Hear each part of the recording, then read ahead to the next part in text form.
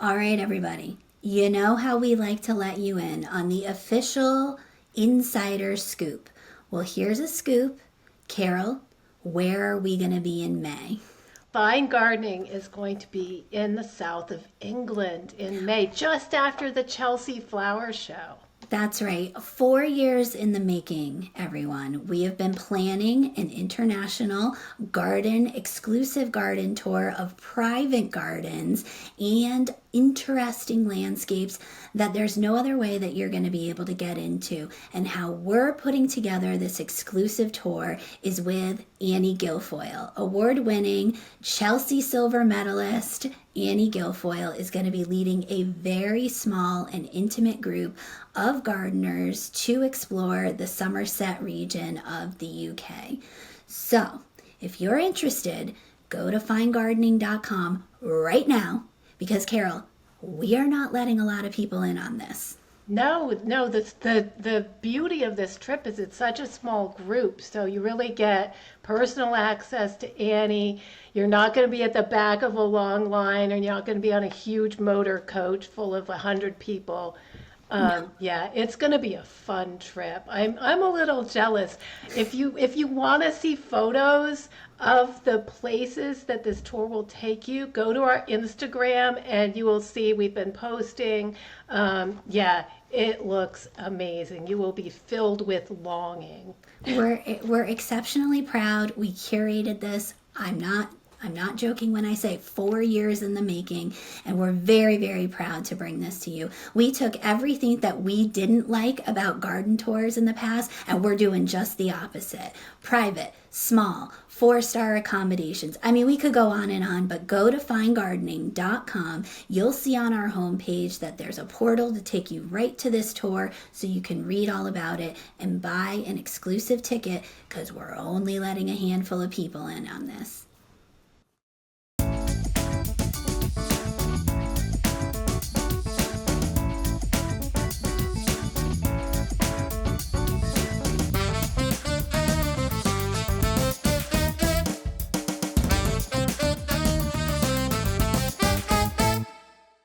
Hello, and welcome to another episode of Let's Argue About Plants, the podcast for people who love plants, but not always the same ones.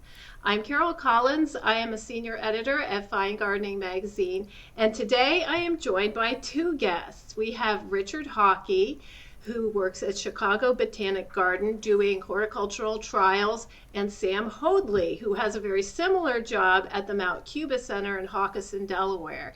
Welcome to the podcast, guys. Morning. Yeah, thanks for having us. Yeah. Thank you for joining us. So the reason that I'm having you on, it's January, but like everybody, like all gardeners everywhere, we are already looking forward to spring. And this spring, both Sam and Richard will be joining Fine Gardening at the Philadelphia Flower Show, the Pennsylvania Horticultural Society's annual event. And what they have been doing is a Know to Grow lecture series, and this year Fine Gardening will be sponsoring one day of lectures, and our keynote is by Sam and Richard. They're going to be talking about plant trials.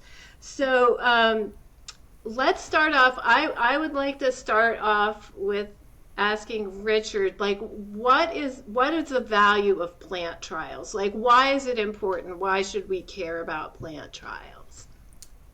Well, I think the main thing for me is that it's a sort of response to the market, the fact that there's so many new introductions that occur constantly. I can't even say every year, just constantly. More and more plants coming out, and it's sort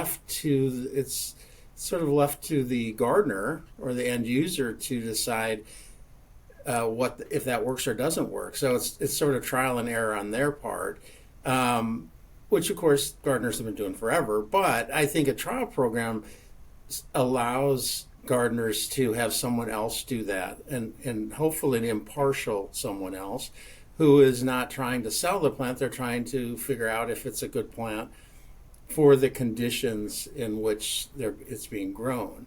Ideally, I think plant trials would be regionally and nationally. There should be more of them than the two we got here. But I do think even with a limited geographical area that we're in, it's a far reach. It can reach quite a ways, and I think that benefits the. I'll stick with the homeowner at this point, but it benefits the green industry as well. Yeah, for sure. Sam, you've been doing this slightly less time than Richard. And I think Richard's been on the podcast before, so I think maybe our audience knows him a little better. But can you fill us in on your horticultural background and how you came to the work of doing plant trials at Mount Cuba? Yeah, of course. So I grew up in Connecticut and I got my degree in horticulture at the University of Vermont. Native plants have always been a major interest of mine, and I was able to work with natives and garden-worthy plants from around the world in my first role outside of college at Longwood Gardens, and was fortunate enough about 5.5 years ago to get hired at Mount Cuba Center, where that focus really is on native plants. I've always kind of been a tinkerer. I like to play and push the boundaries of plants, and I feel like growing plants is the best way to learn them and to really become familiar with them. So the trial program, in kind of an interesting way, really fit all of those little niches that I like to explore and learn. The trials are just, you get to learn every day, and you get to teach people, and it's a really fulfilling experience, I think. It's pretty unique, and Richard's been doing this, and Richard has is kind of the model, the gold standard of how we do this, and we built our trials at Mount Cuba Center kind of off of Richard's example. It's obviously Mount Cuba's focus is native plants, so we're looking at native trials only, plants native to eastern United States. We're looking at horticultural value and ecological value, which ties back to our mission of hopefully inspiring people by the beauty and value of native plants. So we're looking at horticultural qualities, ornamental qualities, as well as the pollinator and wildlife interactions that those various species and cultivars might have in cultivation. That's interesting. And Richard, your focus at the Chicago Botanic Garden has been not exclusively on natives, but are you starting to look more at ecological value in your trials? Yeah, we've always had a mix of native and non-natives, primarily perennials, but we do look at woody plants too and vines. I think people don't necessarily think of us that way. They think of us mostly about perennials. But we do a lot of natives, and yeah, we have always looked at whenever we do a native trial, and maybe it makes sense to start with that. Our trials are primarily comparative trials, so we're picking a genus. So say something like coneflower, and we want to grow everything that's available within coneflower. Of course, that's a bad example to use because that's like 6,000 different things. But you get, the point is you want to grow the species, you want to grow the cultivars, you want to grow any hybrids. You want to grow everything that would be potentially commercially available, so that you can, really look at what's best adapted. Now, we have not done, as Mount Cuba has, looked at the pollinator question in detail. We're starting to get into that. We have always monitored that. We have always monitored what is visiting when we're standing there. Mm-hmm. But when we're standing there is not, that's not we're not doing that in a way that you can say with certainty that plant is bringing in insects. But that's a question that is being asked more and more, has been asked for years. It's been seemingly a number one question. To me, over the last 10 years or more, is what about pollinators? And I think it's crucial for us to get on board with that. But nonetheless, we still look at minimal care of the plants, minimal, resources given to the plants, which, you can then looking at whether a native or a non-native, how they adapt to that kind of situation as well. Mm-hmm. I'm going to ask both of you the same question. And we'll start with Sam. How are your trials funded, and how do you get the plants? It's hopefully gonna dispel any myth that you guys are in the pockets of like big plant or Right. something, right? Sure. Yes, please. Yeah. Let's please. No, we're self-funded. It's a non-biased trial program. We do accept plant donations for upcoming trials, but it's always with the understanding that we're going to present the results in an unbiased way. Those plants that are donated to us might be amazing, they might not be. And our goal is not to like say, oh, this person's a bad breeder or this plants were really bad. It's just we really want to focus on plants that really do work. And for plants that don't, we try to maybe explore how you could maybe use those successfully in this region. Maybe it's growing that plant in a different soil type or sun exposure, that type of thing. But it is, we accept donations, we purchase these plants, and for some of our trials, we do a lot of collecting of seed in the wild to try to bring in species or ecotypes of plants that we feel may not be well represented in the horticultural world now. And we feel that those plants could potentially have some future if they perform well in the trial garden. We may like find plants that have some extra value or particular relevance to our region. So it's kind of a mixed bag of how we accumulate plants, but they're all viable avenues to get plants into the trial garden. Excellent. How about you, Richard? Yeah, same thing. We're self-funded. We've always viewed this as an outreach resource for the green industry and the home gardener. We welcome any free plants. That's always nice to get. And what is the fact nowadays is that so many plants are coming from a few players. So back in the day, we bought a lot more plants than we do today because I always had a problem with asking a small nursery to give us plants. I mean, that's money out of their pockets. The big players I think have greater resources and they're generous. They also want I think it's pretty clear to me anymore. They want their plants to be in these independent trials. We don't charge, as same with I'm sure with Sam as well. We don't charge for an entry like Right. some trial gardens around the country do. But we do benefit from the donations. It allows us to amass a greater collection for a cheaper amount, but it's the same thing. There's no promise. If the plant does well, we will broadcast that. If it doesn't do well, it's in the data, it's in the report, it's there. We're not going to call it out. But we do want people to be able to look at the list and say, and if they're looking for a specific one, be able to say, well, certainly we didn't, based on what we saw and how we grew it, this did well or did not do well, and determine if that works in your area. But I will say one of the things, based on what Sam just said, I was doing an annual cooperative report, which I do produce for our donors every year. Anything they've sent, I just do it for 1 year. Because they're already introduced. If they were looking for something prior to introduction, then I would do it longer. And I just put on the thing. I said, to be fair, it's our fault. We didn't put this in the right place. I have to give this plant a poor rating, but it's not its fault. So we'll try it somewhere else and let you know what it really does. So I like to be upfront with them. And I know we'll get into this more, but just briefly, we want to tell the whole story. I want everyone who reads what we write to have all the details. I mean, they're probably bored to tears by about page 4. I mean, I think our latest report is like 17 pages long, but it probably gets a little boring, but the fact is it's in there.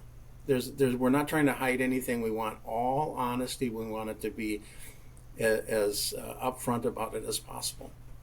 I imagine, even despite all that, there are probably sometimes that someone who has big feelings about how their plant has done in your trials. I see nodding, yes. Yeah, do they get in touch with you about these feelings?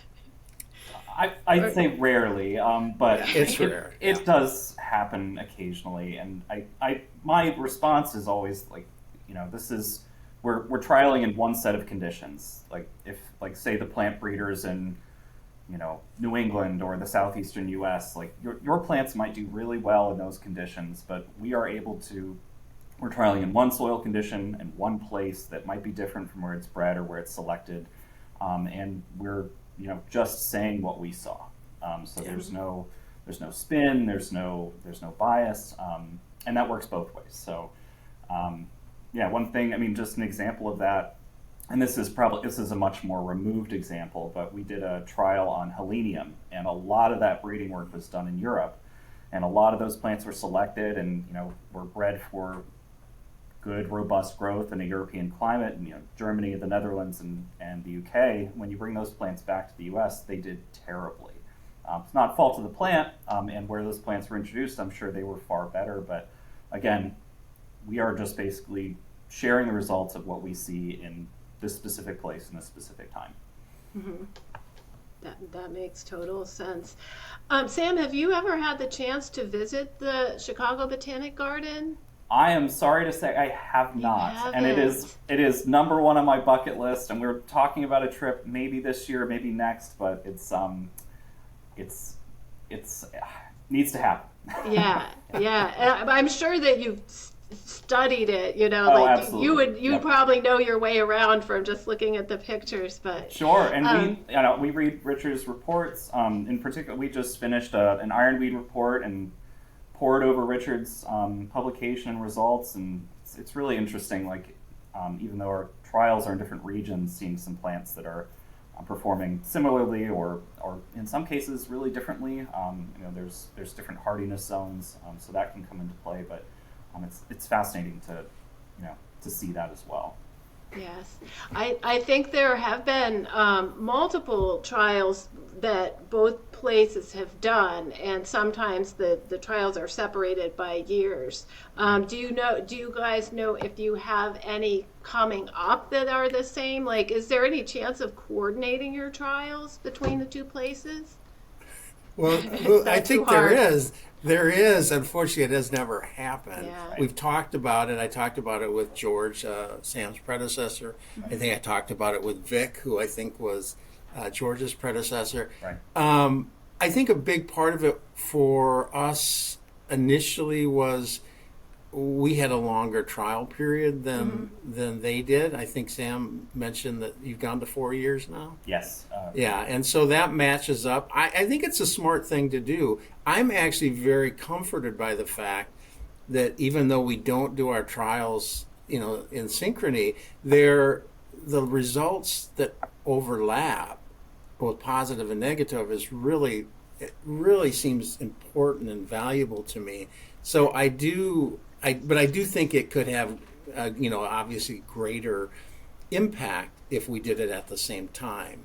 It doesn't change their weather's not our weather, their soil's not our. It doesn't. None of that changes. And so because of all that, I haven't been like, oh, we really should do this together. But the other thing too is we do a lot of trials that are not natives. So we'd have to do Right. one that's a native to, and I'm certainly open to that. I think that's, we're I think this coming year, I think the only native that we're starting is Helianthus, Oh, cool. perennial Helianthus. Yep. So probably not something you guys are too interested in. So maybe we should talk and we can come up with one in a couple of years, because I'm always looking for new trials. I feel like we've run through the big boys, and then you get into the more obscure area, obscure plants, which end up being not the things the average homeowner can find or will find or will look for. That's a whole discussion. I could go on for hours on that one. This whole chicken egg thing, and but I do think that these sort of specialty trials is reason I got into it. I mean, honestly, from an earlier comment we were talking about, it's like first and foremost, this is about what I like and what I enjoy, and so I wanted this program to benefit me as well as it benefits everyone else. So it's a learning proposition. It's like, all these plants, you're learning constantly, and you're able to, and so if you can bring stuff in that you don't know at all, so you're starting from the base and moving up, that's the most exciting to me. So I'd like to get into some more obscure things, but I also I don't want to ever dismiss the basics, the sort of bread and butter stuff.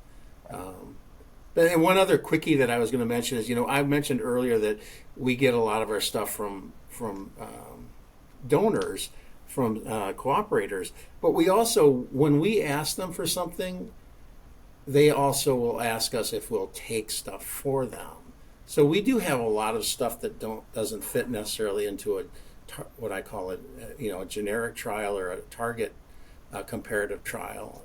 They're just, I have no great scientist. Someone who's got a really super scientific vocabulary needs to give me a better. All I have is like odds and ends and miscellaneous, things that don't fit into a comparative trial, and sometimes lead to a comparative trial later. But just like like two of the latest yarrows.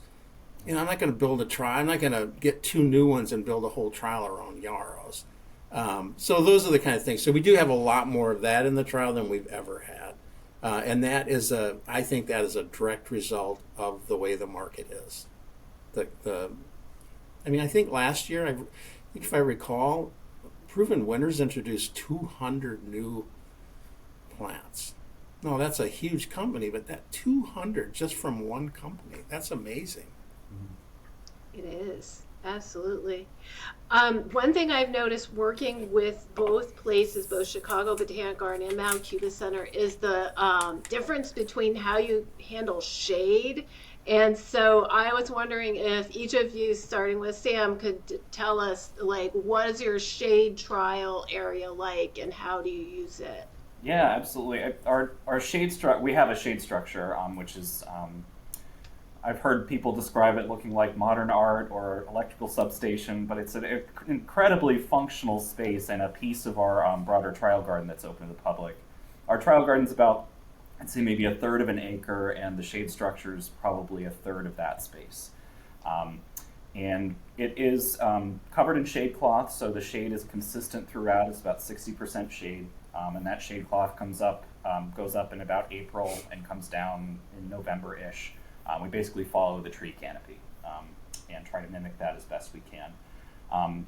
It is artificial, but it does give us a pretty consistent treatment, and because there's no trees, there's also very consistent soil throughout. There's very few dry spots or really wet spots, so it is a fairly homogeneous space. But it allows us to evaluate plants that really do need shade almost exclusively, but I think the most exciting things that we can do with that shade structure is trial plants in both sun and shade, the same plant material, and kind of test tolerances. See where things are adaptable, where breaking points exist, or if they exist at all. I think our sedge trial our carex trial was really fascinating. We found a lot of plants that were really adaptable in both conditions and give gardeners, landscapers, landscape architects a lot of flexibility with how to use these plants, and we can use them in ways that maybe we hadn't expected to be able to before. Excellent. Yes, that's so cool. And the other thing in that sedge trial was that you tried them for mowability too, Yes. which, like, I loved that part of that trial. Yeah, that was kind of a fun, happy accident. That trial was really meant to almost sit fallow for that last year. Based on how we rotate things through, we kind of have to kind of develop a stagger, so we're not rotating out an entire garden every single year. It's really only one trial. So that was kind of meant to stay there and to eventually be replaced by the ferns. And we had them there, and we said, hey, what else can we do? Is there any more value we can kind of squeeze out of this evaluation? So the mowing study was something we kind of did on a whim, but people seem to really like it. And there's all these new studies and all this new interest. I mean, this spring I had a call probably every week, people interested in turf grass alternatives and how I can mow carex. It's really kind of something that has, from kind of an opportunistic angle, has turned into something bigger. Yeah, it's so cool. And I realized working on that article with you that I actually have quite a lot of carrots in my own lawn that Yeah, I me never too. even thought about. Yeah. Yep. Yeah, they're there. It's amazing what's there, and how adaptable those plants are. Yeah, it's very cool. Richard, how do you handle shade at the Chicago Botanic Garden? I think this is fairly newer there, isn't it? Yeah. So, by the way, just an aside, I covet Mount Cuba's shade structure. I Very would cool. kill to have something that I could control.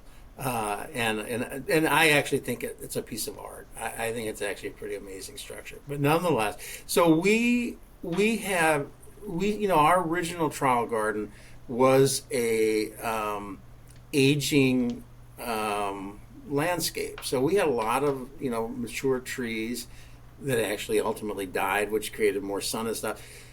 So a lot of our early stuff, we actually had shade access, but we lost that a number of years ago, and we were left with full sun. So in 2022, we opened our new shade evaluation garden, which is growing because we don't have a structure. It's all going to be natural shade. Mm-hmm. So we're in the process of waiting that out.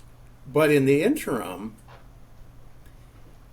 and it's a garden that is a series. It's all going to be shade, a natural shade from metasequoias or taxodiums, but it's also intermixed with varying hedges, varying height hedges, widths of hedges. We have carpinus and beech and yew and crabapple, and so it's a very complex landscape. And so even with it only being a few years old, we have shade. It's just one of those things where it's a puzzle. I mean, like we can have a plant group that's in partial, in full shade, and then but part of it's in full sun all day long. But we can have another group could shift through the whole day from shade to sun or vice versa. It's become it's one of those sort of like, how do we deal with this in the end? Once we have more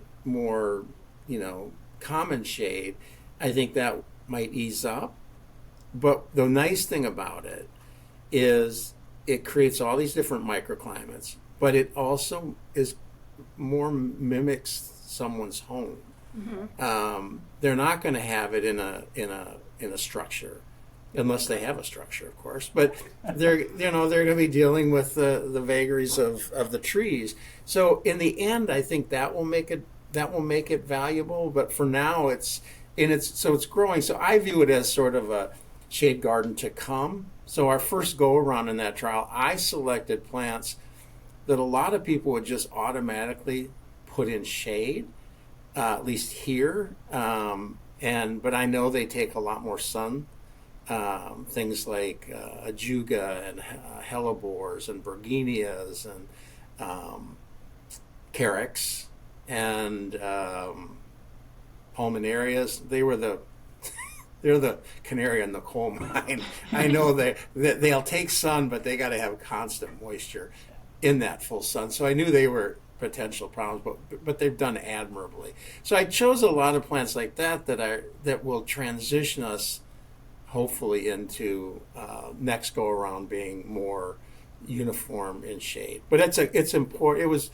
This was a very, when we gave up that original garden, we could have just given it up and said, we got a huge green roof, we've got a huge, sizable full sun garden, but the garden said it was important that we hit all the boxes. So we did rebuild a new garden, and it's an extensive garden. It ultimately will be a great resource when the shade is greater. Yeah, shade is always, when we have that as a cover line for the magazine, it's scored. People are so interested because it's hard for people to know how to handle it, how much shade or sun a particular plant could handle. So it seems like that's very important work for your trials to be doing. I think one of the signatures of a fine gardening sponsored lecture is that we want people to come away from the lecture that you guys do at the Philly Flower Show it'll be Thursday, March 6th. And you guys will be the first talk on of the day. But the folks that come to this lecture, we are hoping will come away with plant lists of plants that have done really well in your trials. So as a preview, could each of you give us like one super amazing plant that has come through your trials and that's always going to have like a place in your heart? Oh my gosh! I know. Is it too hard? That's like an extra step above what's your favorite plant. I know. Place in your heart part. I know. Every answer, anytime I answer that question, it's a different plant. And that's fine. And that is good. That's actually good. Because it becomes a timely thing. It's like right now it's this, and then ultimately that a lot of those just disappear from your mind, but others just stay forever. And you just you gotta keep promoting it, kind of thing. But I'll let Sam go first if he wants. All right. Well, I'll do my shameless plug just because it's kind of fresh in mind. Our ironweed report is going to be coming out in January, and a few of those plants are, I think, wonderful. One that I don't think was quite hardy in Chicago, but did really well for us was Vernonia angustifolia plum peachy. Beautiful plant. I know it's one of the breeding parents that Jim Alt was using to develop some hybrids at Chicago Botanic, but a stunning plant. We had multiple accessions of Vernonia angustifolia, and most of them didn't do too well in the trial garden. The soil was probably a little too moist for them. They really grow in kind of drier, sandier substrates in the wild.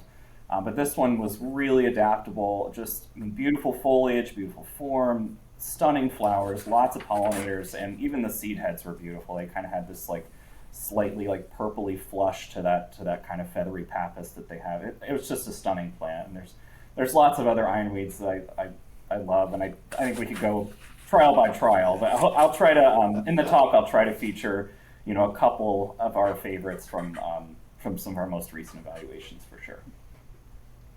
Yeah, I feel. I mean, I think I always like to put in some older things as well. Not but I don't even have a problem with super old. Like I promise everyone, I won't put in Salvia May Night, but it never. I would have no problem telling someone to grow Thalictrum rochbrunianum. You know what I mean? That's like one of my all-time favorites forever. But it's amazing how many people still don't know certain plants that you think you've known forever. It's one of those kind of comical things. But I think for me, one of the ones that I'm sure I'll talk about is Agastache Queen Nectarine. Because Agastaches are, or Agastaches apparently is the way you're supposed to say it, which sounds horrid, but Agastaches to us are sort of like elusive. We can grow the purples and the blues well, but anything other colored and white we can do. But those are all kind of the same species. But anything, pink, yellow, orange, red. They just don't do for us. Even though they're fully hardy, they just don't like our wet soils. So when I can find a non-blue, which by the way I love, and I love purple, my favorite color, but if we can find a non-blue or purple that thrives in our conditions, which is, even if we're not adding moisture, the moisture's still in that clay soil, and it can be inundated, and it can be inundated in winter, and so if something survives that and thrives, it's a winner to me, and it's doubly so if I actually like it. Because ultimately, I'm sure Sam gets this too. They want to know what we like. Mm-hmm. They want to know what did well, but they also want to know what we liked. Yeah. And so Queen Nectarine is wonderful. It's got these very soft peach colored flowers with a very pinky purple calyx, and on any most mint family plants, the calyx is almost more important from my point of view than the flower because that stays colorful longer. And this gets up to about 44 inches tall for us. So this is not one of those tiny little things this has got a presence, and it's loaded with pollinators and the hummingbirds visited it, and it's just, so I'm looking at that kind of stuff all the time. Now next year, I guess this kind of fits into a native thing. Next year we are going to start an Agastache trial, but it's going to be Agastaches as annuals. So it'll be a 3-year trial, similar to when we did our tender salvia trial, tender salvia trial a few years back, where we will take cuttings of everything and grow them for 3 consecutive years, starting over. Now we will monitor whether they survive the winter or not, but we want to make sure that it's not like a hodgepodge of seed sprouts and whatnot. Right. So we want it to be uniform, but I don't have great enough comfort in just getting all these plants and having them all dead. I'm in this case, I'm definitely a glass half empty guy because I know the soil, I know our weather. I know we're now in zone 6A, but it still feels like zone 5B or 5A sometimes. And so I think in Agastache definitely. If it's not queen nectarine, it'll be raspberry, royal raspberry, or something. One of the newest ones that have just better breeding, I think, and bred for a colder climate. And bread just does better here. So I think that you'll see one of those on my list. That protocol that you're going to be doing with the taking cuttings that's probably what a lot of us, we can't control our winter conditions. Yeah. So if we're having trouble with something like Agastache, that might be the way to go, right? That's because we can share that as well. We can talk about how you propagate them and what the best way to do that is, and it provides. I'm looking for it. Actually I've had a trial list, future trial list since 1989. Some of those are still waiting, and one of those that has been waiting for a full-on trial is Agastache, and now I can finally give it one. But I'm only looking at things that haven't done well for us. So I'm not going to include any of the blues or purples unless I haven't grown them. I think this is something. Those are tried and true, and they're perennials. This is sort of like these are perennials too, but they're likely not going to be perennial for us, and that's the focus I want to go with. Yeah, that's very interesting. Before we end this talk, I wanted to plug the other lectures that are going to be happening on March 6th at the Philadelphia Flower Show. We have Wambui Ippolito, and she's going to be talking about a design strategy of just using 4 plants from one plant family. I think it's Lamiaceae. And how that you can use that as a way to make your garden more soothing, relaxing. It has a very muted color palette. So I can't wait to see the slides because it sounds just beautiful. And the other person who's going to be doing a No to Grow lecture on March 6th is Adam Glass. He is on the horticulture staff at the Scott Arboretum. That's on the Swarthmore campus. And so, like Sam, he's kind of local. He's going to be driving over to give a talk on the sustainability efforts that he and the horticulture staff at the Scott Arboretum have been employing. And the goal of Swarthmore and the Scott Arboretum is to be carbon neutral by, I believe, 2035. And so, these are practical, real-world steps that any of us us can try at home, and I think that's a fascinating premise as well. So it's going to be a great lineup. We are so looking forward to seeing you both in March, and we hope that our listeners and viewers will also come and see you live and in person. Thank you both so much for joining us on the podcast.